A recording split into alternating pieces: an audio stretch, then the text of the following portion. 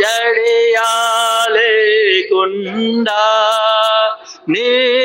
నిబ్బరముతో ధైర్యముగా దిగులు జడియా లేకుండా దైవ సన్నిధి తోడుగా దైవ సన్నిధి తోడుగను త్రోవలలో నడుపున్ తన త్రోవలలో నడుపున్ నీ ముందర నడచువాడు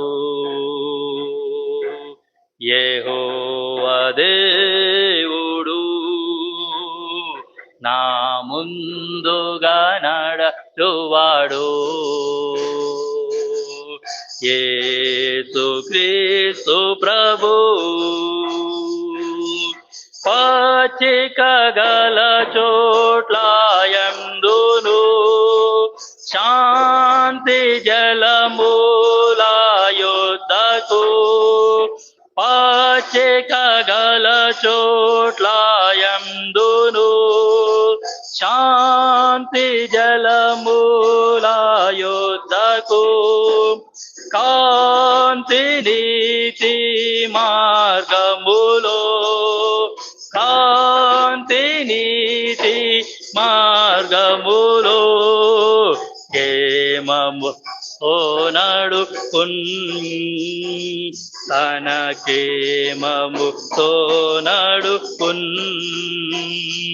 నీ ముందర నడచువాడు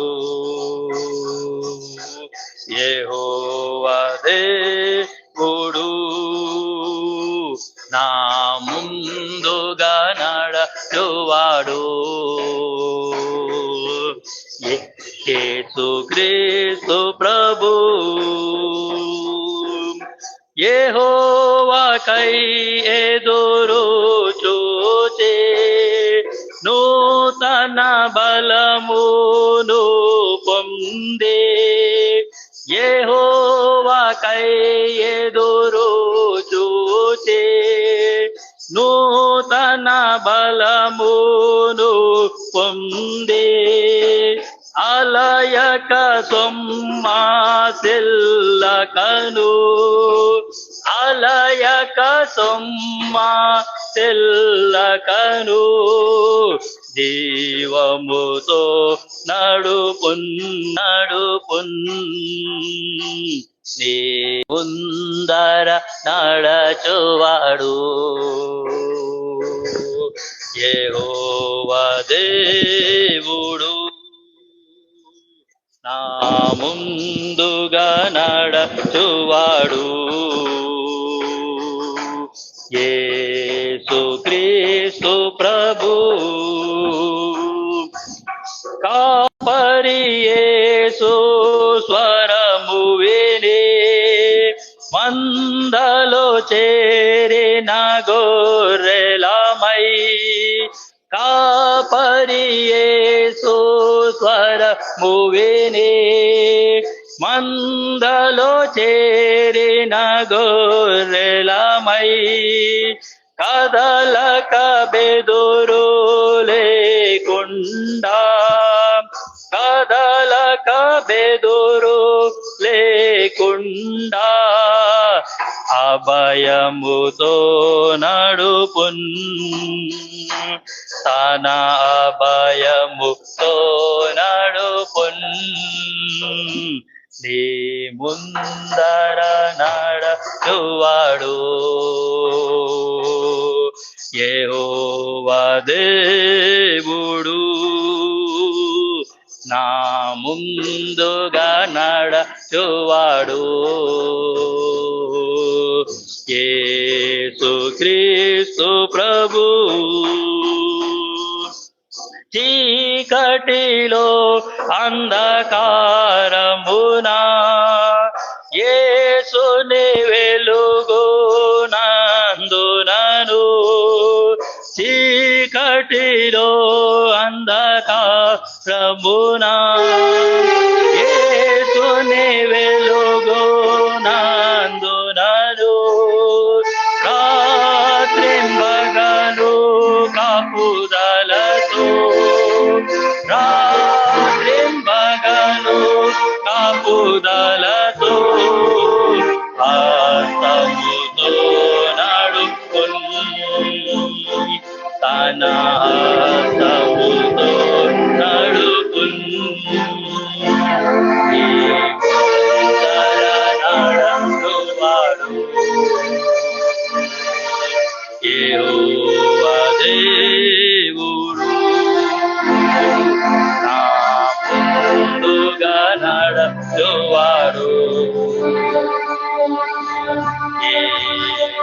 యేసు ప్రభు సింహాసనమున కూర్చున్నా గొర్రె పిల్ల కాపరి అయి సింహాసనమున కూర్చున్నా గొర్రె పిల్ల కాపరి అయి జీవ జలపు బుగ్గయుటకు జీవ జలపు బుగ్గయుటకు విజయము నడుపున్ తన విజయము నడుపున్ నీ ముందర నడచువాడు యెహోవా దేవుడు నా ముందుగా నడచువాడు యేసు క్రీస్తు ప్రభు నడిపించెను నడిపించెను నడిపించెను నడిపించెను హల్లెలూయా హల్లెలూయా ఆమేన్ నీ ముందర నడచువాడు యెహోవా దేవుడు నా ముందుగా నడచువాడు యేసు క్రీస్తు ప్రభు. ఐదో పాట పాడదాం. ఈ షీట్లో నుంచి ఐదో పాట పాడదాం. అనాది దేవుని స్తుతించి కీర్తింతుము. హెబ్రోన్ లెగసీ అనే యూట్యూబ్ ఛానల్లో ఈ పాటలన్నీ ఉన్నాయి. ఒకే వీడియోలో ఈ పాటలన్నీ ఉన్నాయి. ఈ పాట చూసుకుంటూ మనము అందులో నేర్చుకోవచ్చు. నేను కూడా అక్కడి నుంచే నేర్చుకున్నాను. ఆనాది దేవుని స్తుతించి కీర్తింతుము అంతము వరకు తానే మనలను నడిపించును. ఆనాది దేవుని స్తుతించి కీర్తింతుము అంతము వరకు తానే మనలను నడిపించును. మెత్తగా ఉన్న స్థలములలో వంకరగా ఉన్న త్రోవలలో మెట్టగా ఉన్న స్థలములలో వంకరగా ఉన్న త్రోవలలో తన వాగ్దానములను నమ్మినచో మన ముందర నడిచే ఆ దేవుడు తన వాగ్దానములను నమ్మినచో మన ముందర నడిచే ఆ దేవుడు సరళము చేసి చక్కగా నడిపించును.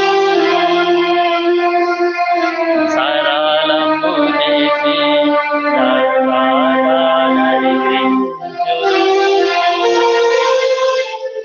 ఆనాది దేవుని స్తుతించి కీర్తింతుము అంతము వరకు తానే మనలను నడిపించును.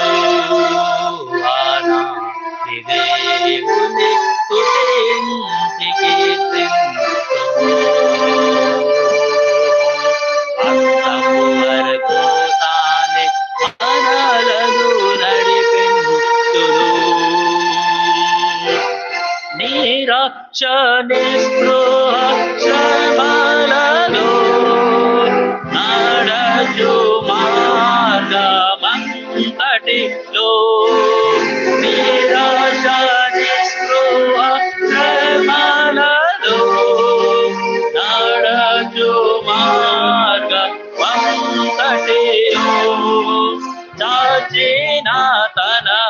నాకు విడువనితో కాపాడే మన దేవుడు చాచిన తన నాకు విడువనితో కాపాడే మన దేవుడు నిరతము తోడై కాపాడి నడిపించును నిరతము తోడై కాపాడి నడిపించును ఆనాది దేవుని స్తుతించి కీర్తించుము అంతము వరకు తానే మనలను నడిపించును ఆనాది దేవుని స్తుతించి కీర్తించుము అంతము వరకు తానే మనలను నడిపించును జీవజలయుటయైన నిన్ను విరచి బద్దలైన తొట్లను కలిగి ఉంటిమి జీవజలయుటయైన నిన్ను విరచి బద్దలైన తొట్లను కలిగి ఉంటిమి క్షమాపణ కోరి వచ్చినచో గొప్ప కాపరి అయిన మన దేవుడు క్షమాపణ కోరి వచ్చినచో గొప్ప కాపరి అయిన మన దేవుడు జీవజలముల చెంతకు నడిపించును జీవజలముల చెంతకు నడిపించును ఆనాది దేవుని స్తుతించి కీర్తింతుము అంతము వరకు తానే మనలను నడిపించును ఆనాది దేవుని స్తుతించి కీర్తింతుము అంతము వరకు తానే మనలను నడిపించును సార్వత్రిక సంఘ వాగ్దాన పాట పాడతాం ఈ మోటో కార్డు మీద ఉన్న 3 వాగ్దానాలకి రాగం కట్టినారు ఆ యొక్క పాట నీవు నడచు మార్గమంతటిలో నీ దేవుడైన యెహోవా నీవు నడచు మార్గమంతటిలో నీ దేవుడైన యెహోవా నీకు తోడై యుండును నీకు తోడై యుండును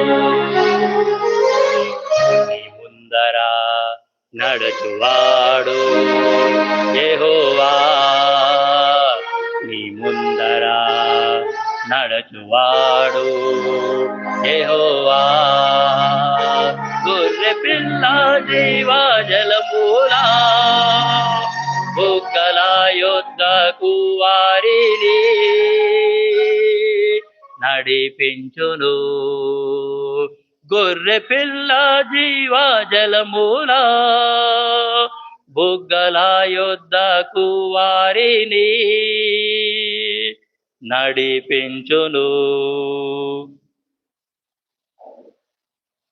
యెహోషువ 4వ అధ్యాయం తీయండి మీ బైబిల్స్ కూడా తీయండి open your Bibles you keep your those instruments aside ఆ యొక్క ఇన్స్ట్రుమెంట్స్ని పక్కన పెట్టి మీ బైబిల్స్ ఓపెన్ చేయండి మీరు ఫోన్ చూసుకుంటూ కూర్చుంటున్నారు నేను ఇక్కడ వాక్యం చెప్తే మీరు ఫోన్ చూస్తున్నారు అట్లా చేయకండి యెహోషువ 4వ అధ్యాయం ఈ అధ్యాయం అంతా కూడా మనం ఏం చేద్దామంటే మార్చి చదువుదాము మీ భాగాన్ని మీరు స్పష్టంగా గట్టిగా చదవండి సో దేవుని చిత్తం అయితే ఈరోజు ఈ అధ్యాయానికి ఫుల్ స్టాప్ పెట్టి వచ్చే వారం నుంచి 5వ అధ్యాయంలో ప్రవేశిస్తాం యెహోషువ 4వ అధ్యాయం. అధ్యాయం అంతా కూడా మార్చి మార్చి చదువుదాం. జనులందరూ యోర్దానును దాటుట తుదముట్టిన తర్వాత యెహోవా యెహోషువతో నీలాగు సెలవిచ్చెను.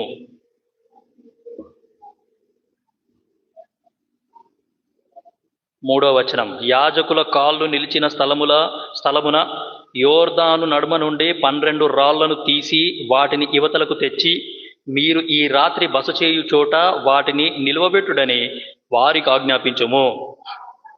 కావున యెహోషువ ఇశ్రాయేలీయులలో సిద్ధపరిచిన 12 మనుషులను అనగా ప్రతి గోత్రమునకు ఒక్కొక్క మనుషుని పిలిపించి 5వ వచనం వారితో ఇట్లా నేను యోర్దాను నడుమనున్న మీ దేవుడైన యెహోవా మందసమును ఎదుట దాటిపోయి ఇశ్రాయేలీయుల గోత్రముల లెక్క చొప్పున ప్రతివాడు ఒక్కొక్క రాతిని తన భుజము మీద పెట్టుకొని తేవలెను. ఇక మీదట మీ కుమారులు ఈ రాళ్ళెందుకని అడుగునప్పుడు మీరు యెహోవా మందసమును ఎదుట యోర్దాను నీళ్లు ఏకరాశిగా ఆపబడెను. అది యోర్దానును దాటుచుండగా యోర్దాను నీళ్లు ఆపబడిన గనుక ఈ రాళ్ళు చిరకాలం వరకు ఇశ్రాయేలీయులకు జ్ఞాపకార్థంగా నుండునని వారితో చెప్పవలెను. అది మీకు ఆనవాలయ్యుండును. అందుకే దీన్ని చేయవలెను. యెహోషువ ఆజ్ఞాపించినట్లు ఇశ్రాయేలీయులు చేసిరి. యెహోవా యెహోషువతో చెప్పినట్లు వారు ఇశ్రాయేలీయుల గోత్రముల లెక్క చొప్పున యోర్దాను నడుమ నుండి 12 రాళ్లను తీసి తాము బస చేసిన చోటికి తెచ్చి అక్కడ నిలువబెట్టిరి. 9వ వచనం. అప్పుడు యెహోషువ నిబంధన మందసమును మోయు యాజకుల కాళ్ళు యోర్దాను నడుమ నిలిచిన చోట 12 రాళ్లను నిలువబెట్టించెను. నేటి వరకు అవి అక్కడనున్నవి.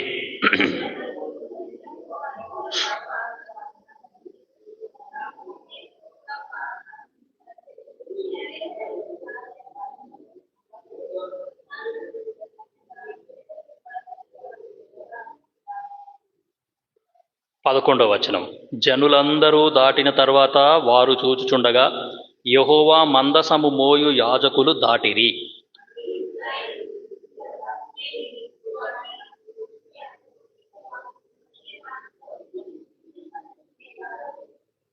సేనలో ఇంచుమించు 40,000 మంది యుద్ధ సన్నద్ధులై యుద్ధము చేయుటకు యెహోవా సన్నిధిని యెరికో మైదానములకు దాటి వచ్చిరి.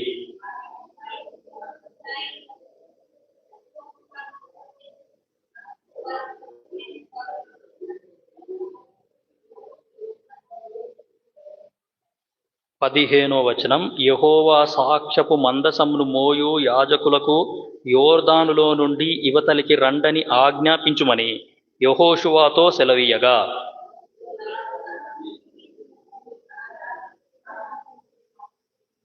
18వ వచనం. యెహోవా నిబంధన మందసమును మోయు యాజకులు యోర్దాను నడుమ నుండి ఎక్కి వచ్చినప్పుడు ఆ యాజకుల అరకాళ్ళు పొడి నేలను నిలువగానే యోర్దాను నీళ్లు వాటి చోటికి ఎప్పటి వలనే మరలి దాని గట్లన్నిటి మీద పొల్రి పారెను.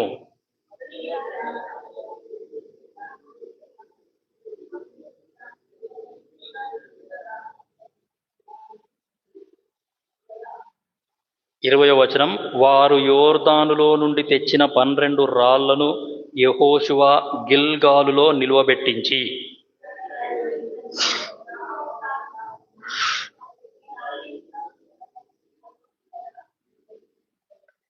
అప్పుడు మీరు ఇశ్రాయేలీయులు ఆరిన నేల మీద ఈ యోర్దానును దాటిరి.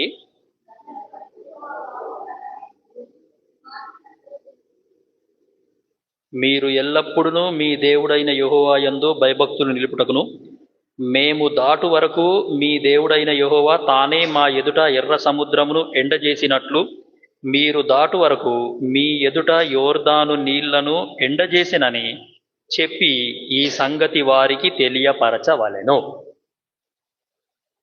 సరే, చదువుకున్న ఈ యొక్క లేఖన భాగాన్ని దేవుడు మన ధ్యానం కొరకు దీవించి ఆశీర్వదించును గాక. సో ఈ యొక్క యెహోషువ 4వ అధ్యాయం వరకు మనం వచ్చినాం.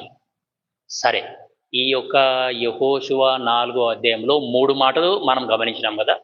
ఒకటి, రాళ్ళు ఏరుకొనుట అనేది ఒకటి.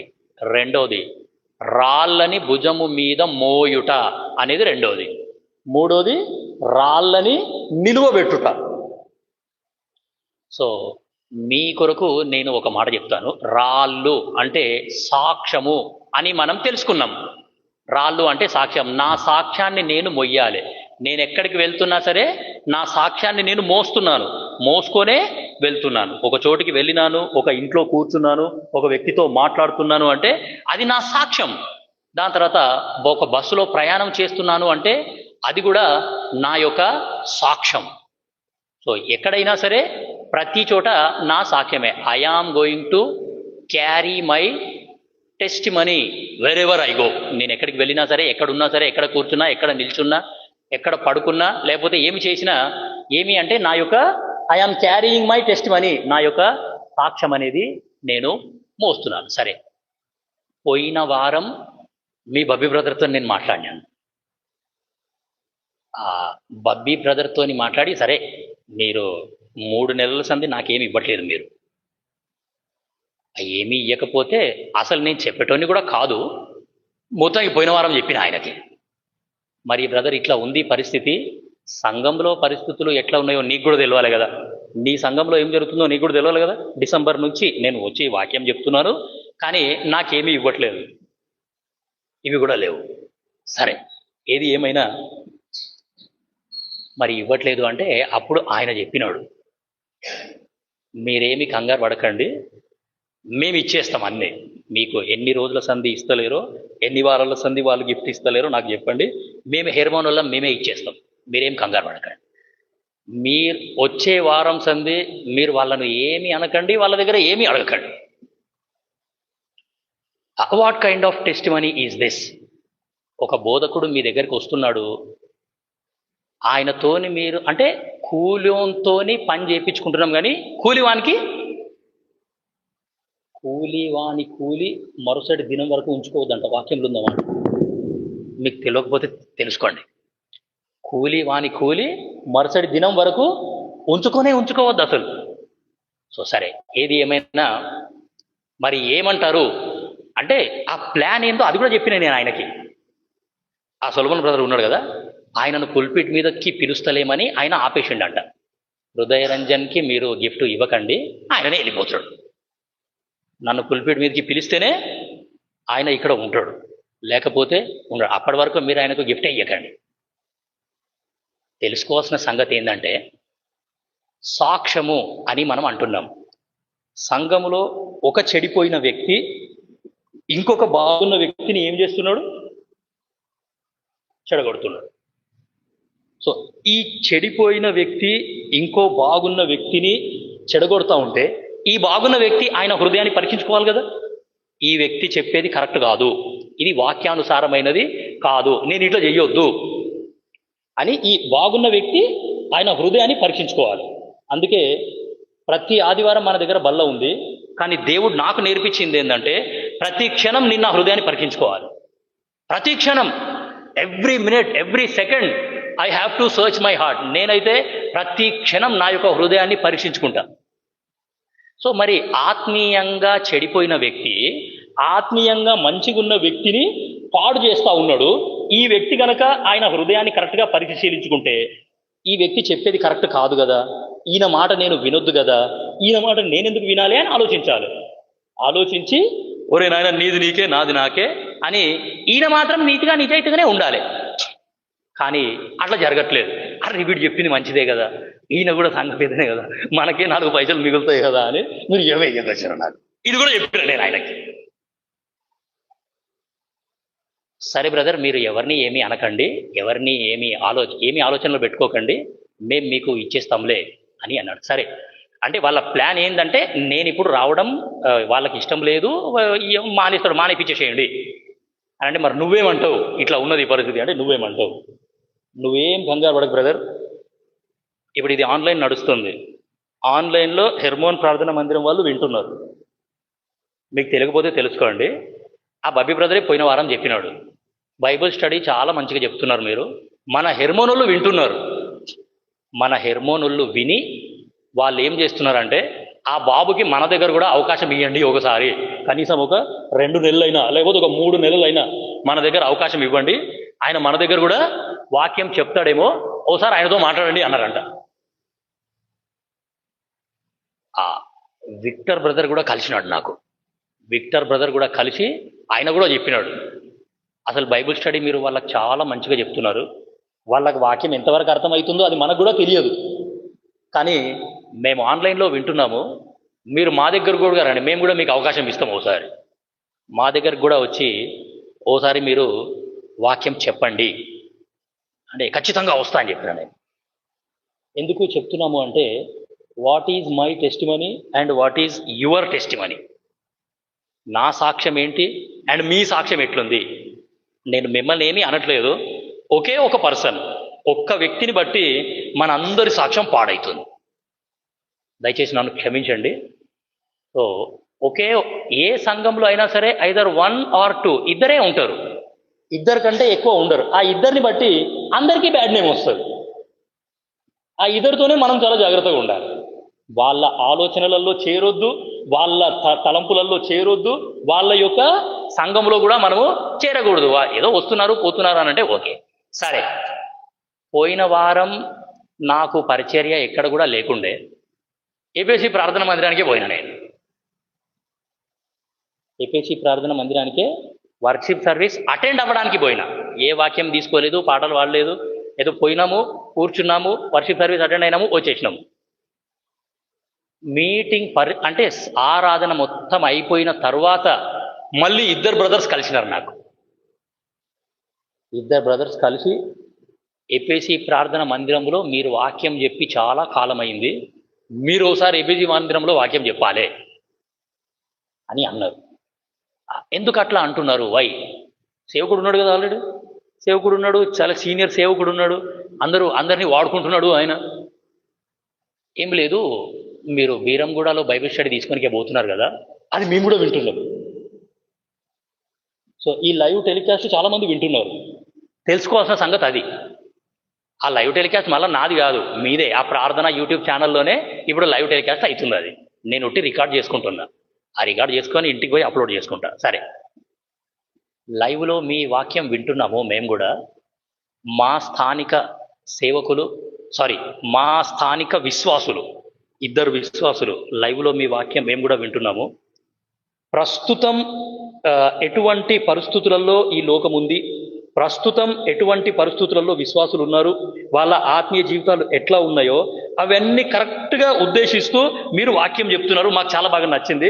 మీరు ఖచ్చితంగా ఏపీసీ మందిరంలో కూడా రావాలి, ఏపీసీ మందిరంలో కూడా మీరు వాక్యం చెప్పండి, మేము మాట్లాడతాం. ఏమా? సో చెప్పేది ఏంటంటే, నేను ఎక్కడున్నా సరే, ఇప్పుడు నాకు తెలుసు, నేను ఒక చోట కూర్చున్నాను, బస్సులో ప్రయాణం చేస్తున్నాను అంటే అది నా సాక్ష్యం. నేను ఒక చోట కూర్చొని పని చేస్తున్నాను అంటే అది నా సాక్ష్యం. ఎక్కడున్నా సరే నా సాక్ష్యాన్ని నేను పోగొట్టుకోను. ఎక్కడున్నా సరే నా యొక్క సాక్ష్యాన్ని నేను కాపాడుకోవడానికే చూస్తాను, కానీ నా యొక్క సాక్ష్యాన్ని నేను అసలు పోగొట్టుకోను. సో కాబట్టి రాళ్ళు మోయుట, లేకపోతే రాళ్ళని వెతుకుట అండ్ రాళ్ళని నిలువబెట్టుట అంటే నా సాక్ష్యాన్ని నేను మొయ్యాలా, నా సాక్ష్యాన్ని నేను కాపాడుకోవాలా. నా యొక్క సాక్ష్యాన్ని ఎక్కడున్నా సరే నా సాక్ష్యాన్ని నేను పోగొట్టుకోవద్దు అనే సంగతి నీకు నాకు ఇక్కడ అర్థమవుతా ఉన్నది. మామూలుగా నేను ఎవరి దగ్గర ఏమీ ఆశించను, ఏదో మీ దగ్గర అసలు ఏమీ ఆశించలేదు, ఎక్కడ పోయినా సరే ఏమీ ఆశించను. ఒక చోటికి పరిచర్యకి పంపించినారు. ఆ పరిచర్య సండే రోజు, ఆ పరిచర్య అంతా అయిపోయిన తర్వాత మామూలుగా కొంచెం ఆహారం పెడతారు కదా, ఆ రోజు నాకు లంచ్ ఏం చేసినారంటే ఒక హోటల్ నుంచి తెప్పించినారు, బయట హోటల్ నుంచి తెప్పించినారు. ఆ ప్లేట్ ఆడబెట్టినారు, వాటర్ ఆడబెట్టినారు, ఆ ప్యాకెట్ ఆడబెట్టినారు, వాళ్ళు వెళ్ళిపోయినారు. ఆ ప్యాకెట్ ఓపెన్ చేసి కొంచెమే వేసుకున్నా నేను ప్లేట్లో. ఆ తిన్న అన్నం ఒక్క ముద్ద లోట్లో వేసుకునేసరికి అది మొత్తం ఉప్పే ఉన్నది, ఉప్పు తప్ప ఇంకేం లేదు అందులో. మంచి బిర్యానీ, అది స్మెల్ మంచిగా వస్తున్నది, చికెన్ బిర్యానీ పెట్టిన రాడ. ఒక్క ముద్ద నోట్లు వేసుకునేసరికి నోరు మొత్తం ఉప్పే అయ్యింది. సరే ఇక ప్లేట్లు వేసుకున్నాం కదా అని ఆయనతో తిన్నాము. తినేసి ఆ మిగతాదంతా అట్లనే వదిలిపెట్టేసినాడే. ఆ ప్లేట్లో ఉన్నదంతా తినేసి బలవంతంగా మింగేసి అట్లనే వదిలిపెట్టేసి వాళ్ళకు ప్రార్థన చేసేసి, సరే వాళ్ళు ఏదో గిఫ్ట్ ఇచ్చినారు తీసుకొని వచ్చేసినాను.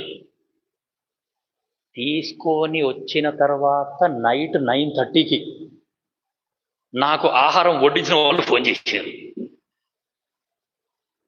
బ్రదర్ వీఆర్ సారీ బ్రదర్ అని అన్నారు. ఎందుకండి అని అన్నా నేను.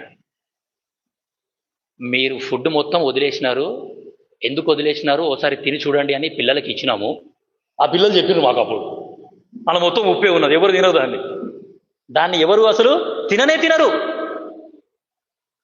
సారీ బ్రదర్ దయచేసి మమ్మల్ని క్షమించండి అని అంటే, అంత పెద్ద మాటలు ఎందుకండి? నేను వచ్చింది దానికోసం కాదు కదా. నేను వచ్చింది దేనికి? వాక్యం చెప్దామని వచ్చినాం, వాక్యం చెప్పినాం, వచ్చేసినాం. నేను వచ్చింది మీతో పరిచర్య చేయించుకోవడానికి కాదు, పరిచర్య సో కాబట్టి ఆ తర్వాత మళ్ళీ ఓ 2-3 సార్లు వాళ్ళ దగ్గరికి పంపించినారు. సో దేవుడు వాళ్ళని దర్శించినాడు. దాని తర్వాత పరిస్థితులన్నీ సెట్ అయిపోయినాయి. చెప్పేది ఏంటంటే, నా సంఘంలో ఏం జరుగుతుందో నాకే అర్థం కాకపోతే నేనేం బాధ్యత గల సహోదరుణ్ణి, ఏం సంఘ పెద్దని, ఏం సేవకుని చెప్పండి. సో కాబట్టి నా కుటుంబంలో ఏం జరుగుతుందో నాకు తెలిసి ఉండాలా, నా సంఘంలో ఏం జరుగుతుందో నాకు తెలిసి ఉండాలా. నా కుటుంబం అన్నా నా సాక్ష్యమే, నా సంఘం అన్నా నా సాక్ష్యమే, దాని తర్వాత నా పరిచర్య అన్నా నా సాక్ష్యమే, ఏదైనా సరే నా సాక్ష్యమే. సో కాబట్టి నా సాక్ష్యాన్ని నేను చాలా జాగ్రత్తగా కాపాడుకోవాలి ఎక్కడున్నా సరే. ఇప్పుడు పోయిన వారం మనం దావీదు గురించి చూసినాము. దావీదు 5 రాళ్ళు ఏరుకున్నాడంట. 5 రాళ్ళు ఏరుకున్నాడు. ఎందుకు 5 రాళ్ళు ఏరుకున్నాడు అంటే, పోయిన వారం మనం చూసినాం అక్కడ 5 జెయింట్స్ ఉన్నారు, 5 శూరులు ఉన్నారు. గొలియాతుతో పాటు మిగతా 4 ఉన్నారు. ఆ వాక్యం చెప్పేటోళ్ళు ఏం చెప్తారంటే, ఆ యొక్క గొలియాతుతో పాటు ఉన్న మిగతా 4 శూరులు కూడా గొలియాతు యొక్క తమ్ముళ్ళేనంట. ఇంత ఎత్తెత్తు ఉన్నారు వాళ్ళు. నిజంగా వాళ్ళని గనక చూస్తే, వీళ్ళు ఇంత ఎత్తున్నారు, వీళ్ళకి సేవ చేసేటోళ్ళు ఎట్లా చేసి ఉంటారు, వీళ్ళకి వండి పెట్టేటోళ్ళు ఎట్లా వండి పెట్టిండ్రు, వీళ్ళకి సేవ చేయాలన్నా, వీళ్ళకి స్నానం చేయడానికి నీళ్లు మోయాలన్నా ఎంత ప్రయాసం కదా. ఆ రోజులలో మనలాగా బోర్లు లేవు, బావిలో నుంచి చేదుకోవాలి నీళ్లు. ఇప్పుడు గొలియాతు స్నానం చేయాలి అని అంటే ఎన్ని నీళ్లు కావాలి, ఆయనకి ఎన్ని నీళ్లు మొయ్యాలి.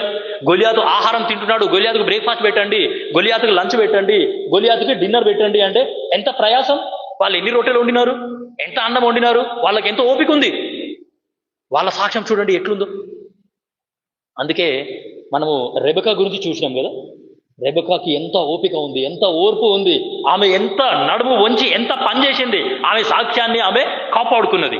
సరే, ఆ యొక్క ఫిలిస్తీయులు గొలియాతును పెంచినారు, గొలియాతుకు సేవ చేసినారు, కానీ ఏమంటే యెహోవాను ఎరగకుండానే వాళ్ళు ప్రయాసపడ్డారు. యెహోవాకు ఎరగకుండా యెహోవాను పక్కన పెట్టేసి, దేవుణ్ణి పక్కన పెట్టేసి నువ్వు ఎంత ప్రయాసపడ్డా అది వ్యర్థం. సో కాబట్టి ప్రియమైన దేవుని బిడ్డలారా, అన్యులు మనకంటే అన్యులు ఇంకా ఒక్కాటికి నయమే. ఎంత ప్రయాస పడుతున్నారు వాళ్ళు, ఎంత శ్రమలు అనుభవిస్తున్నారో అది మనకు అర్థమవుతుంది. సరే, ఏది ఏమైనా దావీదు యొక్క రాళ్ళ గురించి మనం చూసినాం. ఆ యొక్క 4 రాళ్ళు కూడా ఆయన మిగిలించుకున్నాడు. ఆ 4 రాళ్ళను కూడా ఆయన పడేయలేడు. అయిపోయింది యుద్ధము అని చెప్పేసి ఆ 4 రాళ్ళు ఆయన పడేయలేడు. సో కాబట్టి ఆ పడేయకుండా ఆ మిగిలించుకున్న 4 రాళ్ళు ఆత్మీయంగా మనకి అపోస్తలుల బోధ, సహవాసము, రొట్టె విరుచుట, ప్రార్థన. ఈ 4 దావీదు ఆయన దగ్గరనే పెట్టుకున్నట్టు మనం కూడా ఏం చేయాలంటే ఈ 4ని మన దగ్గరనే పెట్టుకోవాలా, మన సంఘంలోనే పెట్టుకోవాలా, మన హృదయంలోనే పెట్టుకోవాలా. ఈ 4 విషయాలలో మనము ఆల్వేస్ ఎడతెగక కొనసాగుతూనే ఉండాలా. సో అపోస్తలుల బోధ మానకూడదు, రొట్టె విరుచుట అనేది మానకూడదు, దాని తర్వాత సహవాసము, పరిశుద్ధుల సహవాసము అనేది మానకూడదు, దాని తర్వాత ఏమి అంటే ప్రార్థన కూడా అసలు మానకూడదు అనే సంగతి నీకు నాకు అర్థమైతే మనం చాలా అద్భుతంగా ఉంటుంది. సరే, ఈరోజు ఏం చూద్దామంటే గిల్గాల్ అనే ప్రాంతం గురించి చూద్దాం. ఈ యొక్క 4వ అధ్యాయాన్ని మనం 4 భాగాలుగా విభజించినాము. సో 4 భాగాలుగా విభజించి మనము నిదానంగా చదువుతా వస్తున్నాం. సో కాబట్టి మొదటి 9 వచనాలు రాళ్లను నిలువబెట్టుట, దాని తర్వాత 10 నుండి 14 వచనాలు యోర్దాను నదిని దాటుట, దాని తర్వాత 15 నుండి 18 వచనాలు ఆ యొక్క యోర్దాను నది మరలా పొల్లుట, ఆఖరికి దాని తర్వాత ఆ యొక్క రాళ్ళని నిలువబెట్టుట అనే సంగతి మనము చూస్తున్నాం. సరే, ఏ ప్రాంతంలో వీళ్ళు అడుగు పెట్టినారు, ఫస్ట్ వాగ్దాన దేశంలో వీళ్ళు మొట్టమొదట అడుగుపెట్టిన ప్రాంతము ఏది అని అంటే గిల్గాల్. చూద్దామా 19వ వచనం, 4వ అధ్యాయము 19వ వచనము. యెహోషువ, మొదటి నెల 10వ తేదీని జనులు యోర్దానులో నుండి ఎక్కి వచ్చి యెరికో తూర్పు ప్రాంతమందలి గిల్గాలులో దిగగా. గిల్గాలులో వాళ్ళు దిగినారు. ఆ మ్యాప్ తీసుకోండి, గిల్గాల్ ఎక్కడుందో చూపిద్దాం. సో గిల్గాలులో వాళ్ళు దిగినారు. సో ఆ యొక్క 40 సంవత్సరాల అరణ్య ప్రయాణము చేసిన తర్వాత వాళ్ళు లాస్ట్ పాయింట్కి వచ్చింది షిత్తీము. షిత్తీము అంటే మనము ఏం చూసినాము అంటే దేవుని మందిరము అని మనం చూసినాము.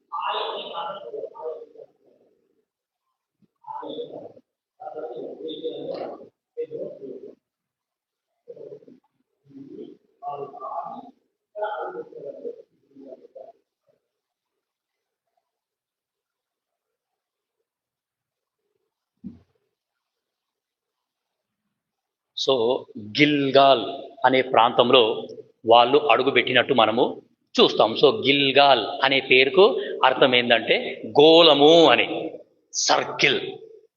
గిల్గాల్ అనే ప్రాంతానికి, ఆ పేరుకి అర్థం ఏంటి అంటే గోళము, సర్కిల్ అని అంటాం కదా ఇంగ్లీష్లో. సో గిల్గాల్ అంటే సర్కిల్ అని అర్థం, గోళం. ఆ యొక్క గోళానికి మనకు స్టార్టింగ్ పాయింట్ అనేది ఉండదు, ఎండింగ్ పాయింట్ అనేది కూడా ఉండదు. ఆ గోళం అనేది ఎక్కడ ఆరంభమైంది, ఎక్కడ అంతమవుతుంది అనేది ఎవరికి తెలియదు. సో గిల్గాల్ అంటే ఎవరో కాదు, సాక్షాత్తు యేసుక్రీస్తు ప్రభుల వారే. సో కాబట్టి యేసుక్రీస్తు ప్రభుల వారికి ఆది లేదు, ఆయనకు అంతం కూడా లేదు. తండ్రి అయిన దేవునికి ఆది లేదు, అంతం లేదు. ఆయన ఎంతో ఆది నుండి ఎప్పటి నుంచో ఉన్నాడు ఆయన. సో కాబట్టి యుగ యుగములు ఉన్న దేవుడు. సో నువ్వు నేను కూడా ఈ యొక్క వాగ్దాన దేశంలో ప్రవేశించబోతున్నాం అంటే నువ్వు నేను కూడా ఎక్కడ, నేను నా వాగ్దాన దేశం పరలోక రాజ్యం.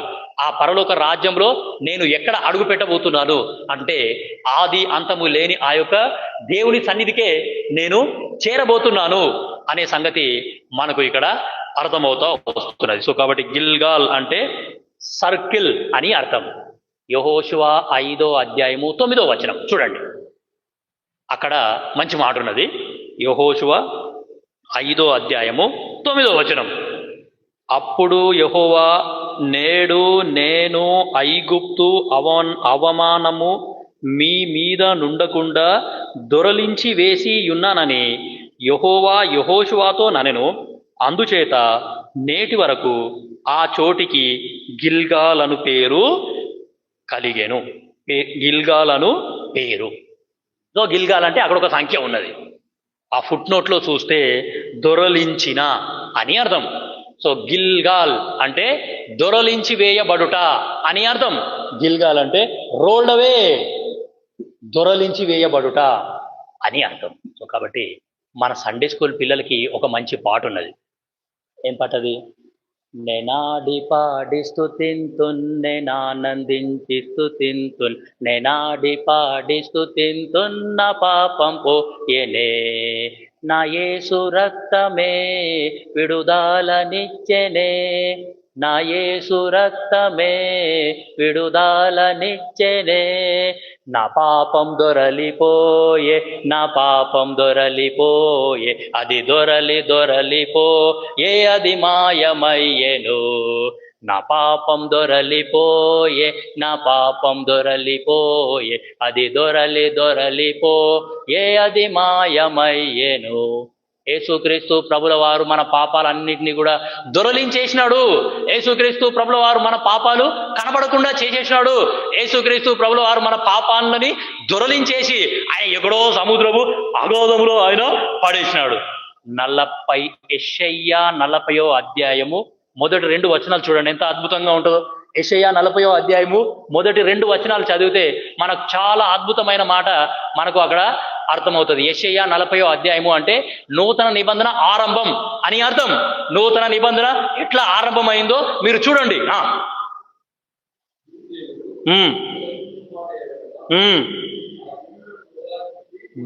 నా జనులను ఓదార్చుడి, ఓదార్చుడి. ఒక్క నిమిషం.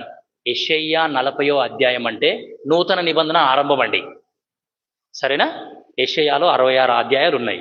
66 అధ్యాయాలు అంటే ఆ యెషయా పుస్తకాన్ని మినీ బైబిల్ అని అంటారు. యెషయా గ్రంథాన్ని మినీ బైబిల్ అంటే చిన్న బైబిల్ అనమాట అది. సో మొదటి 39 అధ్యాయాలు మొత్తం పాత నిబంధన. 40వ అధ్యాయం యెషయా 40వ అధ్యాయం అంటే నూతన నిబంధన. నూతన నిబంధన అనేది ఎట్లా ఆరంభం అవుతుంది అంటే ఓదార్చుడి, ఓదార్చుడి, ఓదార్పుతో ఆరంభం అవుతుంది. యేసుక్రీస్తు ప్రభుల వారు నిన్ను నన్ను ఓదార్చిన దేవుడు. ఇప్పుడు చదవండి. నా జనులను ఓదార్చుడి, ఓదార్చుడి. యేసుక్రీస్తు ప్రభుల వారు మనకు ప్రేమ చూపించిన దేవుడు. యెరూషలేముతో ప్రేమగా మాట్లాడే దేవుడు మన మధ్యలోకి వచ్చినాడు. అదే నూతన నిబంధన అంటే ఆ యొక్క వాక్యమే మన మధ్యలోకి వచ్చింది. మన మధ్యలో కృపా సత్య సంపూర్ణుడుగా మన మధ్యలోనే నివసించినాడు. ఒకటి, యేసుక్రీస్తు ప్రభుల వారు ఓదార్చినారు.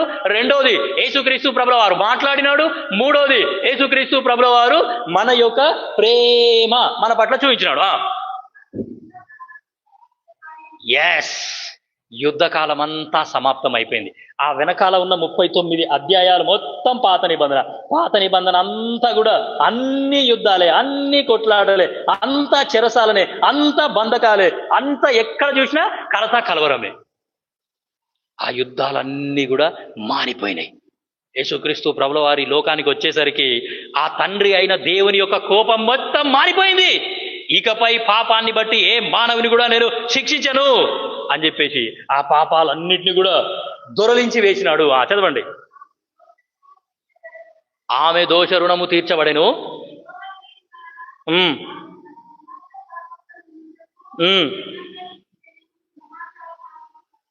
సో కాబట్టి ఆమె దోష రుణము తీర్చబడెను అనేది నిశ్చయత.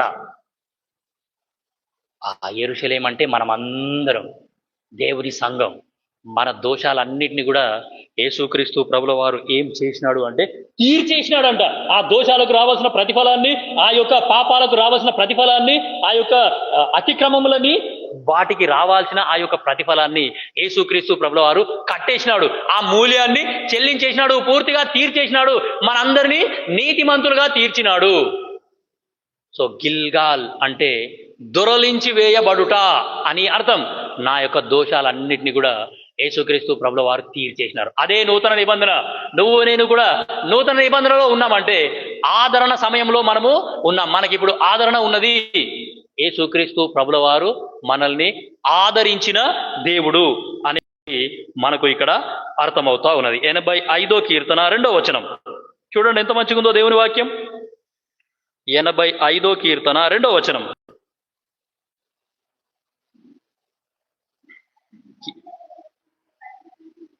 నీ ప్రజల దోషమును పరిహరించి ఉన్నావు, వారి పాపమంతయు కప్పివేసి ఉన్నావు. ప్రజల యొక్క దోషాలని యేసుక్రీస్తు ప్రభువారు పరిహరించేసినాడంట. ఆ యొక్క దోషాలన్నింటినీ కూడా క్షమించేసినాడు, పాపాలన్నింటినీ కూడా కప్పేసినాడు. సో కాబట్టి ఇప్పుడు మనం సాపలేసినాము, ఆ సాపలని చుట్టేసినాం అనుకోండి, దాని లోపల ఏముందో కూడా ఎవరికి కనబడదు. సో అట్లా యేసుక్రీస్తు ప్రభువారు మన పాపాలన్నింటినీ దొరలించేసినాడు.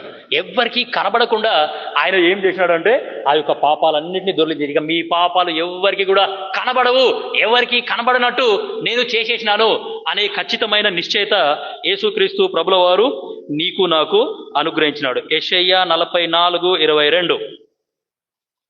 సో గిల్గాల్ అంటే నిశ్చయత అండి, గిల్గాల్ అంటే నిరీక్షణ, గిల్గాల్ అంటే మనకు ఒక ఖచ్చితమైన విశ్వాసము. యేసుక్రీస్తు ప్రభుల వారు నన్ను ఆదరించినాడు, ఆ యొక్క వాగ్దాన దేశంలో నన్ను ప్రవేశింపజేసినాడు అనే ఖచ్చితమైన నిశ్చయత కలిగి ఉండుట. యెషయా 44:22. మంచు విడిపోవునట్లుగా నేను నీ అతిక్రమములను, మబ్బు తొలగునట్లుగా నేను నీ పాపములను తుడిచివేసి ఉన్నాను, నేను నిన్ను విమోచించి ఉన్నాను, నా యొద్దకు మల్లుకొనుము. మళ్ళీ 44వ అధ్యాయం అంటే నూతన నిబంధన అని అర్థం. సో యెషయా 40వ అధ్యాయం నుండి మీరు మంచిగా ఒక్కొక్క వచనాన్ని జాగ్రత్తగా చదువుతూ ఉండండి. అసలు మొత్తం ఆదరణ ఆదరణ ఆదరణ. యెషయా 40 అధ్యాయం నుండి 66వ అధ్యాయం వరకు కంఫర్ట్ అనే మాట సందర్భాలలో 7 విధాలుగా దేవుని యొక్క ఆదరణ అనేది మనకు అనే సంగతి మనకు అక్కడ అర్థమవుతుంది. యెరూషలేములోనే మీరు ఆదరింపబడతారు అనే మాట మనము చూస్తాం. దాని తర్వాత నేను నిన్ను ఆదరించేదను అనే మాట మనం చూస్తాం. దాని తర్వాత నేను మిమ్మును ఆదరించేదను. ఒక్కొక్క వ్యక్తిని దేవుడు ఆదరిస్తాడు, ఒక్కొక్క కుటుంబాన్ని దేవుడు ఆదరిస్తాడు. యెరూషలేములోనే మీరు ఆదరింపబడతారు. దేవుని సంఘాన్ని దేవుడు ఆదరిస్తారు. యెరూషలేం అంటే మళ్ళీ ఒక జనాంగాన్ని, ఇజ్రాయెల్ జనాంగాన్ని ఆదరిస్తాను అని ఆ ఆదరణ అనే మాట మొత్తం 7 సందర్భాలలో మనకు అక్కడ కనబడుతుంది. మరోసారి చదవండి 44:22 యెషయా. మంచు విడిపోవునట్లుగా నేను అతిక్రమములను, మబ్బు తొలగునట్లుగా మీ పాపములను తుడిచివేసి ఉన్నాను. చాలు. సో కాబట్టి మన మంచు ఏ విధంగా అయితే తొలగిపోతుందో, మబ్బు ఏ విధంగా అయితే వెళ్ళిపోతుందో, అదే విధంగా మన పాపాలన్నిటినీ కూడా దేవుడు తొలగించేస్తాడు. ఎవరి పాపాలైతే తొలగింపబడ్డాయో వాళ్ళు మాత్రమే వాగ్దాన దేశంలో ప్రవేశిస్తారు. గుర్తుపెట్టుకోండి, వాగ్దాన దేశం అంటే పరలోక రాజ్యం. నీకు నాకు పరలోక రాజ్యము.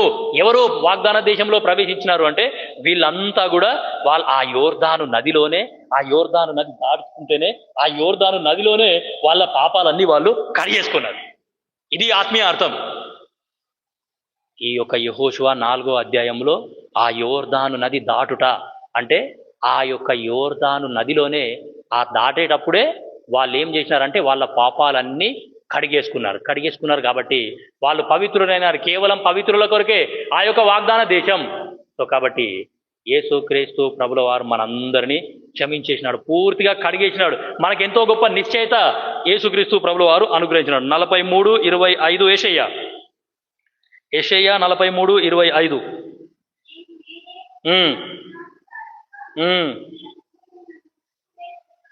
తుడిచివేయుచున్నాను. ఎంత అద్భుతమైన మాట అండి, ఎంత అద్భుతమైన మాట ఇది. నేనే నా చిత్తానుసారంగా నీ పాపాలని తుడిచివేసినాను, వాటిని నేను ఎప్పటికీ కూడా జ్ఞాపకము చేసుకొనను అని ఇక్కడ రాయబడ్డది. ఆయన చిత్తానుసారంగా హృదయపూర్వకంగా యేసుక్రీస్తు ప్రభుల వారు మనందరినీ క్షమించేసినాడు. సో 40వ అధ్యాయం తర్వాత ఈ యొక్క యెషయా గ్రంథం చదివితే నిజంగా చాలా అద్భుతంగా ఉంటుంది. యేసుక్రీస్తు ప్రభుల వారు మంచిగా కనిపిస్తాడు. ఇక్కడ ఆయన చేసిన కార్యాలన్నీ కూడా మనకు ఇక్కడ కనిపిస్తాయి. ఆ యేసుక్రీస్తు ప్రభుల వారు శిలువ మీద ఒక మాట పలికినాడు. మొట్టమొదటి మాట, లూకా సువార్త 23:34 చూడండి. ఎంత అద్భుతమైన క్షమాపణ యేసుక్రీస్తు ప్రభుల వారు నీకు నాకు ఇచ్చినారు. మన పాపాలన్నింటినీ కూడా దొరలించేసినాడు, మన పాపాలన్నింటినీ కూడా కప్పేసినాడు, మన పాపాలని ఎక్కడనో ఆయన సముద్రపు అగాధంలో పడేసినాడు.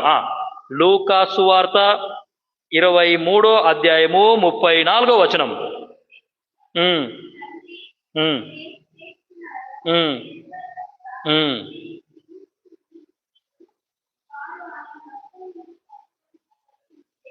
సో కాబట్టి గిల్గాల్ అంటే క్షమాపణ అండి.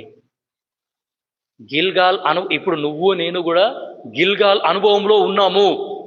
గిల్గాల్ యొక్క అనుభవంలో యేసుక్రీస్తు ప్రభుల వారు మనల్ని ఉంచినాడు. సో కాబట్టి షిత్తీము అనేది కూడా మనం చూసినాం. షిత్తీం అంటే దేవుని మందిరం. దేవుని మందిరం నుండి ఈ యొక్క గిల్గాల్ అనుభవంలోనికి యేసుక్రీస్తు ప్రభుల వారు నిన్ను నన్ను తీసుకొని వచ్చినాడు. ఈ మందిరంలో ఉంటూ ఈ మందిరంలో మనల్ని ఉంచి దేవుడు ఏం చేస్తున్నాడు అంటే ఆ గిల్గాల్ అనుభవం గుండా మనల్ని తీసుకొని వెళ్తా ఉన్నాడు. మనల్ని క్షమిస్తా వస్తున్నాడు, మనల్ని కడుగుతా వస్తున్నాడు, మనల్ని పవిత్రపరుస్తా వస్తున్నాడు. సో కాబట్టి ఈ యొక్క గిల్గాల్లో దేవుడు ఏం చేస్తున్నాడు అంటే మనందరినీ పవిత్రపరుస్తూ వస్తున్నాడు అనే సంగతి మనకు ఇక్కడ అర్థమవుతా వస్తుంది.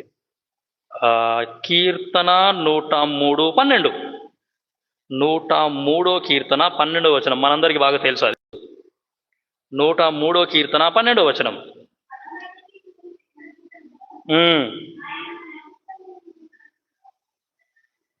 పడమటికి తూర్పుకు ఎంత దూరం ఉన్నదో ఈ దేవుడు ఏం చేసినాడంట అనంటే మనకును మన అతిక్రమములకి అంత దూరం చేసినాడు. సో కాబట్టి మన పాపాలని యేసుక్రీస్తు ప్రభుల వారు పూర్తిగా క్షమించేసినాడు అనేదే గిల్గాల్ యొక్క అనుభవము. సో నువ్వు నేను కూడా ఆ యొక్క గిల్గాల్ అనే అనుభవంలో ఇప్పుడు మనము ఉన్నాం. సో గిల్గాల్ అంటే నిశ్చయత, గిల్గాల్ అంటే నిరీక్షణ, గిల్గాల్ అంటే ఏమి అంటే మనల్ని క్షమించుట అనేది మనము ఇక్కడ చూస్తున్నాం. మీకా 7:19. మీకా 7:19.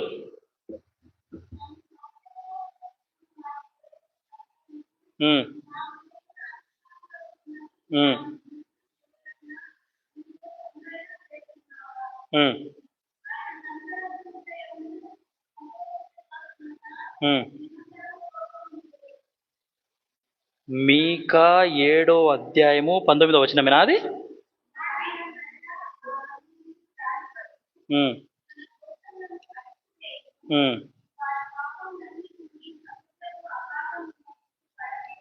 అది మన పాపాలన్నీ కూడా సముద్రపు అగాధములో పడేసినాడంట. మన పాపాలన్నీ కూడా సముద్రపు అగాధములో ఈ యొక్క దేవుడు పడేసినాడు. సో అగాధము అనే మాట ఉన్నది. ఆ అగాధము కింద నరకం అనేది ఉన్నది. సో నరకం పైన అగాధం ఉంది. సో దానిపైన సరే సముద్రం ఉన్నది. ఆ సముద్రం పైన ఇప్పుడు మనం ఉన్నాం భూమి మీద. సరే, సో సముద్రపు అగాధంలో మన పాపాలన్నీ కూడా పడేసినాడు అనే సంగతి మనకు అర్థమవుతుంది. నేను గనక ఇట్లనే ఉంటాను, నేను మార్చుకోను, నేను మారను, నేనే కరెక్ట్గా ఉన్నాను, ఆత్మీయంగా నేను మంచిగానే ఉన్నాను, నాకేం కాలేదు, నన్నెవ్వరేం అనకండి, నేనేం చేస్తున్నానో అదే కరెక్ట్, నన్నెవ్వరూ గద్దించొద్దు, నన్నెవ్వరూ హెచ్చరించొద్దు, నన్నెవ్వరూ సరిచేసే ప్రయత్నం చేయకండి, నేను ఇట్లనే ఉంటా అని అంటే మాత్రం చాలా చాలా డేంజర్ అది. సో కాబట్టి ఎవరైనా సరే నీ పాపాలు గనక క్షమింపబడలేవు అంటే దేవుడు నిన్ను నరకంలోకి పడేస్తాడు. నా పాపాలు క్షమింపబడ్డాయి అంటే నా పాపాలను దేవుడు నరకంలోకి పడేస్తాడు. కాబట్టి నా పాపాలని నరకంలోకి పడేసి నన్ను పరలోకంలో చేర్చుకుంటాడు. లేదు నాకు ఏసరబొద్దు, నాకు ఇట్లనే మంచిగున్నది, నా తాగుడు నాదే, నా ప్రవర్తన నాదే, నా తిరుగుబాటు నాదే, నా మొండితనం నాదే, నేను ఇట్లనే ఉంటా, నేను ఇట్లనే తాగుతా, ఇట్లనే తింటా, ఇట్లనే తిరుగుతా, ఇట్లనే చేస్తా అని అంటే, సో కాబట్టి నీ పాపాలు నీ దగ్గరనే పెట్టుకుంటే నీ పాపాలతో పాటు నిన్ను కూడా ఆ నరకంలోనే పాడేస్తాడు. జాగ్రత్త. సో కాబట్టి ప్రియమైన దేవుని బిడ్డలారా, దేవుడు ఎంత అద్భుతమైన నిరీక్షణ నీకు నాకు ఇచ్చినాడు. మన పాపాలన్నింటినీ కూడా సముద్రపు అగాధములో పడేసినాడు.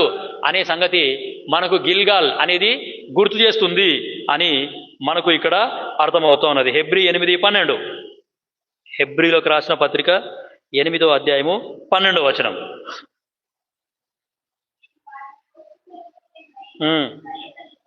దయ కలిగి వారి పాపములను ఇక ఎన్నటికి జ్ఞాపకము చేసి కొననని.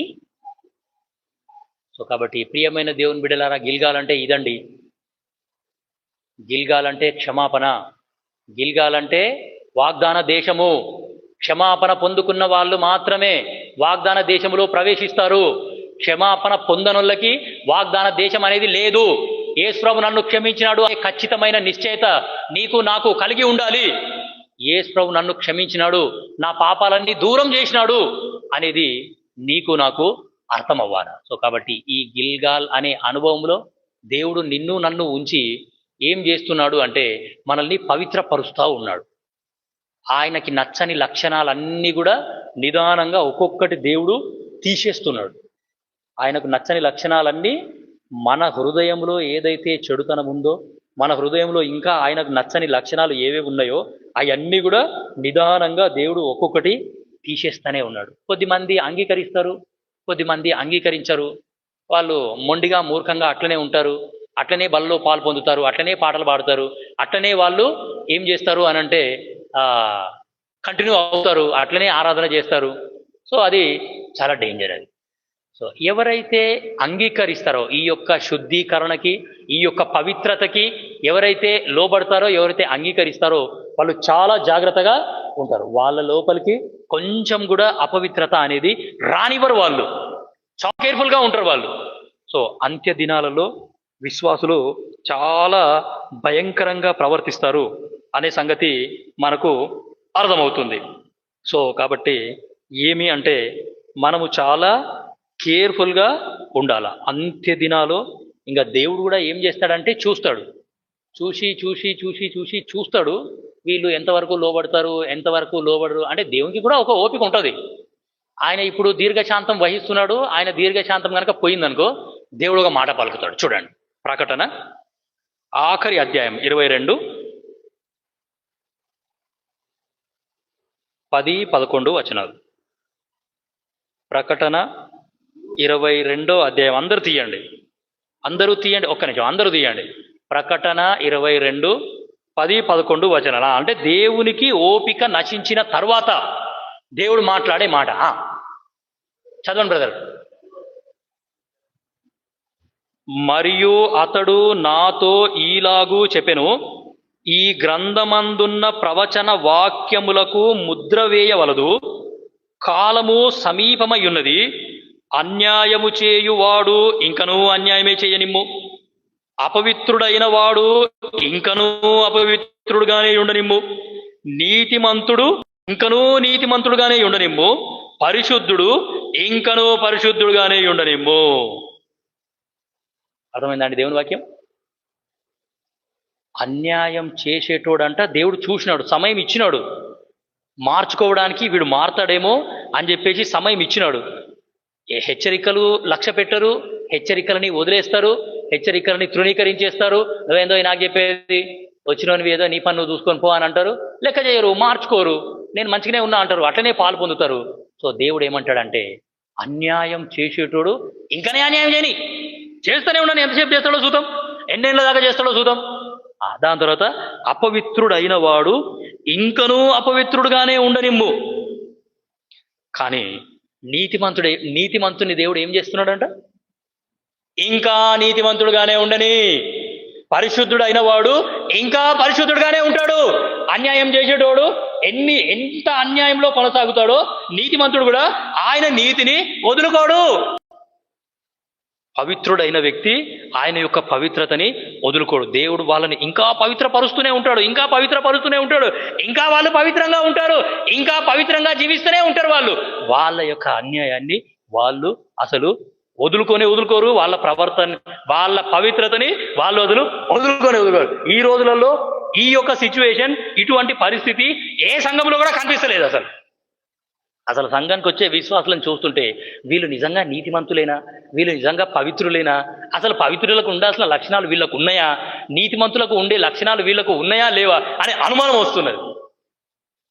అంత భయంకరమైన దినాలలో నువ్వు నేను ఉన్నాం. సో కాబట్టి చాలా జాగ్రత్తగా నువ్వు నేను ఉండాలని దేవుని మనల్ని హెచ్చరిక చేస్తూ ఉన్నాడు. సో కాబట్టి నేను ఎట్లా ఉన్నా ఇప్పుడు, నేను ఎట్లా ఉన్నాను. సో ఒక చిన్న మాట చెప్పి ముగించేస్తాను. ఇప్పుడు సోమవారం సంధి అంటే మార్చ్ 1 సంధి నేను ఆఫీస్లో వేరే టీంకు పోవాలి. నాకు ప్రమోషన్ ఇచ్చినారు, నేను వేరే టీంకు పోవాలి. అయితే ఆల్రెడీ ముందే అంటే ఒక వారం రోజుల ముందే వాళ్ళు ఏం చేసినారంటే ఒక రెండు గంటలు నీకు వీలైనప్పుడు ఒక 2 గంటలు మా దగ్గరికి రండి, మేము మీకు అంటే పైన చెప్తాం నువ్వేం పని చేయాలనో, నీ పని నీకు ఎక్స్ప్లెయిన్ చేస్తాము అని వాళ్ళు అన్నారు. సో అంటే ఒక రోజు సందర్భంలో నాకు వర్క్ ఎక్స్ప్లెయిన్ చేసే మా మేనేజర్ ఆయన ఏం చేసినాడంటే, నీ గురించి ఏమైనా చెప్పు మాకు, నువ్వేం చేస్తుంటావు, ఎంతసేపు ఈ పని, నువ్వు కూడా వర్క్ చెప్తున్నావు, నువ్వు నేర్చుకుంటున్నావు, నువ్వేం చేస్తావో చెప్పు, నీ హాబీస్ ఏమో చెప్పు, ఖాళీ సమయం దొరికినప్పుడు నువ్వు ఏం చేస్తావు అని అంటే, అప్పుడు అంటే నా పర్సనల్ లైఫ్ గురించి అడిగినాడు. అడిగితే నేను ఏం చెప్పినంటే, నేను శారీరక జీవితానికి ఎక్కువ ప్రాముఖ్యత ఇవ్వనండి, నేను ఆత్మీయ జీవితానికి చాలా ప్రాముఖ్యత ఇస్తాను. I doesn't give importance to physical life, I give much importance to spiritual life. నా ఆత్మీయ జీవితానికి నేను చాలా ప్రాముఖ్యత ఇస్తాను. ఎక్కువగా ఈ ఆత్మీయ జీవితం గురించే నేను ఆలోచిస్తాను, నా ఆత్మీయ జీవితం గురించే నేను ధ్యానిస్తాను. నా స్పిరిచువల్ లైఫ్ గురించి నేను ఆలోచిస్తాను, నా స్పిరిచువల్ లైఫ్ గురించి నేను ధ్యానిస్తాను అని అంటే, అప్పుడు వాళ్ళు అడిగిన సంగతి ఏంటి అంటే, హూ ఈజ్ యువర్ స్పిరిచువల్ గురు? తెలుసా మీకు? హూ ఈజ్ యువర్, కూర్చోమా, నువ్వు కూర్చో, ఏం కాలేదు కూర్చో. మంచిగా సాక్ష్యం చెప్తుంటే మిమ్మల్ని మీరు డిస్టర్బ్ చేసుకుంటారు ఏంది? సాక్ష్యం నచ్చలేదు అంటే బంద్ చేస్తాం ఆడనే. So who is your spiritual guru? మీకు తెలుసా ఈ గురూస్ని వాళ్ళందరినీ స్పిరిచువల్ గురూస్ అని అంటారు. Who is your spiritual guru అని అంటే, అప్పుడు నేను చెప్పినాను Jesus Christ is my spiritual guru. నా యొక్క ఆత్మీయ గురువు, లేకపోతే ఆత్మీయ తండ్రి ఎవరు అంటే యేసు ప్రభు. నేను వాక్యం చదువుతాను, వాక్యం ధ్యానిస్తాను, వాక్యాన్ని బోధిస్తాను. అంటే నన్ను నేను పీస్ఫుల్గానే ఉండేలా చూసుకుంటాను, నా మైండ్ని డిస్టర్బ్ చేయనివ్వను. నేను ఎవరి మధ్యలో ఉన్నా సరే సమాధానంగా ఉండడానికే చూస్తాను, కానీ ఈ గొడవలన్నా, ఈ అల్లర్లన్నా, ఈ యొక్క తిట్టుకోనుడన్నా, కొట్టుకోనుడన్నా నాకు అసలు నచ్చే. నేను ఎక్కడున్నా సరే పీస్ఫుల్గానే ఉంటాను. ఒకవేళ నా ముందు ఎవరైనా కొట్లాడుతున్నారు అంటే వాళ్ళిద్దరిని సమాధాన పరచనీకినే చూస్తా, కానీ ఆ యొక్క ఏమి అంటే కారం పోసే ప్రయత్నం నేను చెయ్యను అని చెప్పినాడు. अच्छा you are a preacher of holy Bible, so आप బైబిల్ కా ప్రీచర్ హై అని చెప్పేసి వాళ్ళు ఆశ్చర్యపోయినారు. మీ మెసేజెస్ ఎక్కడైనా వినొచ్చా, ఎక్కడైనా దొరుకుతాయా, అవి తెలుగులో ఉంటాయా, ఇంగ్లీష్లో ఉంటాయా అంటే, సరే తెలుగులో ఉంటాయండి అని చెప్పినాను. వాళ్ళకి తెలుగు రాదు, వాళ్ళకంతా ఇంగ్లీష్ వచ్చు. సరే ఇది ఏమైనా నా గురించి తెలుసుకున్న తర్వాత వాళ్ళు కూడా చాలా విషయాలు అడిగినారు. How to maintain this peaceful life in this busy life. ఈ యొక్క బిజీ లైఫ్లో మన మైండ్ని పీస్ఫుల్గా ఎట్లా ఉంటాము. చాలా పర్యాయములు మేము ప్రశాంతంగా నిద్ర కూడా పోము, అసలు అంత వర్క్ ప్రెషర్ మాకు ఉంటుంది. అంటే నాకు పని నేర్పిస్తున్న మేనేజర్స్ వాళ్ళు మాట్లాడే మాటలు ఇవన్నీ. ఇంత బిజీ లైఫ్లో ఇంత టెన్షన్గా ఉంటాం మేము. అసలు ఆ టెన్షన్లో కొన్ని పర్యాయములు మాకు అసలు నిద్ర కూడా పట్టదు. మీరు ఎట్లా, how you are maintaining your spirituality, how you are maintaining peaceful life అని అంటే, అప్పుడు నేను చెప్పినాను, నేను డైలీ వాక్యం చదువుతాను. ఆ యొక్క ఏ వాక్యం అయితే చదివినానో అదే వాక్యాన్ని నేను నెమరు వేస్తాను. ఈరోజు పొద్దుగల్లా నేను ఏ వాక్యం చదివినా అనేది ఆ వాక్యాన్నే నేను ఆలోచిస్తూ ఉంటాను, ఆ వాక్యాన్నే నేను ధ్యానిస్తూ ఉంటాను. ఆ వాక్యమే ఏం చేస్తుందంటే నన్ను ఆదరిస్తుంది. మీరంతా ఏం చేస్తారంటే ఈ పని మొత్తాన్ని మీతో పాటు మోసుకొని పోతారు. నేను అట్లా చెయ్య, ఈ పని నిన్నే వదిలిపెట్టేస్తాను. ఆన్నే వదిలిపెట్టేసి నా యొక్క మైండ్ పాడవ్వకుండా ఆ యొక్క మైండ్ని ఆల్వేస్ రిన్యూ చేసుకుంటూ ఉంటాను, దేవుని వాక్యాన్ని ధ్యానిస్తూ ఉంటాను అని వాళ్ళకి చెప్తే, చాలా అద్భుతమైన క్యాండిడేట్ మాకు దొరికినాడండి అని వాళ్ళు అన్నారు. అన్న తర్వాత ఇంకో మాట కూడా అన్నారు. ఏంటంటే, మేము నీ గురించి ఆల్రెడీ బ్యాక్గ్రౌండ్ వెరిఫికేషన్ చేసినాం. ఏం సార్, ఏం చేసిండంట? Background verification. అంటే మా టీంకి పనిచేయనీకి వచ్చే ఈ వ్యక్తి యొక్క సాక్ష్యం ఎట్లుంది, వీడు ఎట్లా పని చేసిండు, 5 సంవత్సరాల సంది ఇదే కంపెనీలో పనిచేసినాడు, ఏ టీం అంత పనిచేసినాడు అని చెప్పేసి నా రిపోర్టింగ్ ఆఫీసర్స్ అందరి దగ్గరికి పోయి అడిగిండ్రంట. నాకు తెలియకుండానే, ఇవన్నీ నాకు తెలివై. బ్యాక్గ్రౌండ్ వెరిఫికేషన్ చేసేటోడు ఇవన్నీ ఎవరికి చెప్పడు. సో నాకు తెలియకుండానే వాళ్ళు ఏం చేసినారంటే ఒక ట్రాకర్ మెయింటైన్ చేసి వీని సాక్ష్యం ఎట్లుంది, వీడు ఎట్లా పని చేస్తాడు, ఎవరితోనైనా గొడవ పెట్టుకున్నాడా, ఎవరినైనా తిట్టినాడా, ఎవరినైనా కొట్టినాడా, ఎవరినైనా ఏమైనా అన్నాడా, ఒలిరిండా, కొట్లాటలు పెట్టుకున్నాడా ఏమో నాకు తెలియకుండానే ఏం చేసినారు వాళ్ళు, పరిశీలించినారు మొత్తం, వీడు ఎసొంటోడు అని. మా టీంకి వచ్చేటోడు ఎసొంటోడు వీడు. బ్యాక్గ్రౌండ్ వెరిఫికేషన్ చేసిన ప్రతి ఒక్కరు కూడా ఒకే మాట చెప్పినారండి, he is a preacher of holy Bible and he is very sincere. He is a preacher of holy Bible and he is very sincere. మేము ఏ పని చెప్పినా సరే నో అనకుండా ప్రతి పని చేస్తాడు ఆయన, అది మాకు నచ్చింది ఆయన లోపల అని. అన్యులండి, అన్యులు ఇచ్చిన సాక్ష్యం అది. సో కాబట్టి చెప్పేది ఏంటంటే, నేను ఎక్కడున్నా సరే నా యొక్క సాక్ష్యాన్ని నేను అసలు కోల్పోను, నా సాక్ష్యాన్ని పోగొట్టుకునే ప్రయత్నం అసలు చేయను. ఇవన్నీ నేను దేవుని మందిరంలోనే నేర్చుకున్నాను, దేవుడు నాకు ఆయన మందిరంలోనే నేర్పించాడు. సరే, దేవుడి వాక్యం దీవించును గాక. మోకరించండి, ప్రార్థన చేద్దాం. ఆఖరి ప్రార్థన ఆశీర్వాదంతో కూడిక ముగిస్తాం.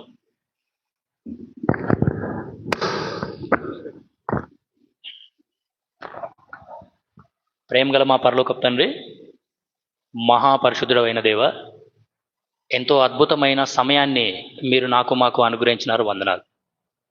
పరలోకపు తండ్రి, గిల్గాల్ అంటే దొరలించి వేయబడుట, మా పాపాలన్నీ మీరు దొరలించేసినారు. ఎంతో గొప్ప నిశ్చయత, ఎంతో గొప్ప రక్షణ, ఎంతో గొప్ప నిరీక్షణ మీరు మాకు అనుగ్రహించినారు. పాపాలు క్షమింపబడ్డ వాళ్ళు మాత్రమే వాగ్దాన దేశంలో ప్రవేశం. పరలోకపు తండ్రి, అపవిత్రుడు ఇంకా అపవిత్రుడుగానే ఉండనిమ్ము, అన్యాయస్తుడు ఇంకా అన్యాయస్తుడుగానే ఉండనిమ్ము, నీతిమంతుడు ఇంకా నీతిమంతుడుగానే ఉండనిమ్ము, పరిశుద్ధుడు ఇంకా పరిశుద్ధుడుగానే ఉండనిమ్ము అనే హెచ్చరిక మీరు నాకు మాకు చేసినందుకు మీకు వెళ్ళలేని వందనాలు. పరలోకపు తండ్రి, చాలా కొద్ది మందిగా మేము కూడుకున్నాం, వాక్యానుసారమైన హెచ్చరికలు వాళ్ళకు అనుగ్రహించినాం. పరలోకపు తండ్రి, మరి మా యొక్క నీతిని మేము కూడా కాపాడుకునేలాగున, మా యొక్క పవిత్రతను మేము కూడా కాపాడుకునేలాగున నాకు మాకు మీరు సహాయం చేస్తూ రావాల్సిందిగా కోరుతూ, వాక్యాన్ని దీవించండి ప్రభువా. ఈ స్టడీని మేము కంటిన్యూ చేస్తున్నాం, దయచేసి మాకు కూడా సహాయం చేయవలసిందిగా కోరుతూ, మీ ప్రజలు ఎంతో కొంత ఒక ముక్క ఇక్కడి నుంచి నేర్చుకునేలాగున సహాయం చేయండి ప్రభువా. మాకు తెలియకుండానే మా సాక్ష్యం ఎట్లుంది అని ఇతరులు గమనిస్తూ ఉన్నారు ప్రభువా. మీ ఇంట్లో మీరు మాకు అన్నీ నేర్పిస్తున్నారు ప్రభువా. ఎక్కడున్నా సరే మా సాక్ష్యాన్ని మేము కాపాడుకునేలాగా సాయం చేయవలసిందిగా కోరుతూ, వచ్చిన మీ ప్రియులకై స్తోత్రాలు. మోకరించిన వాళ్ళ ప్రతి ఒక్కరి అక్కర తీర్చండి. ఈ స్థలానికి వస్తున్న వాళ్ళని బట్టి స్తోత్రాలు, ఈ స్థలం వైపు చూస్తున్న వాళ్ళని బట్టి స్తోత్రాలు. పరలోకపు తండ్రి, ఇంకనూ రానున్న దినాలలో అద్భుతమైన పరిచయం ఇక్కడ జరిగేలాగున సహాయం చేస్తూ రావాల్సిందిగా కోరుతూ వెళ్తున్నాం. మీ దేవుని ఆశీర్వాదాలతో పంపించండి. యేసుక్రీస్తు ప్రభుల వారి నామమున స్తుతించి ప్రార్థించి అడివేడుకుంటున్నాం తండ్రి, ఆమేన్. మన తండ్రి అయిన దేవుని ప్రేమ, యేసుక్రీస్తు ప్రభుల వారి యొక్క కృప, పరిశుద్ధాత్మ యొక్క సహవాసం ఇప్పుడు ఎల్లప్పుడూ సదాకాలం మనతో ఉండి నడిపించును గాక. ఆమేన్. Praise the lord.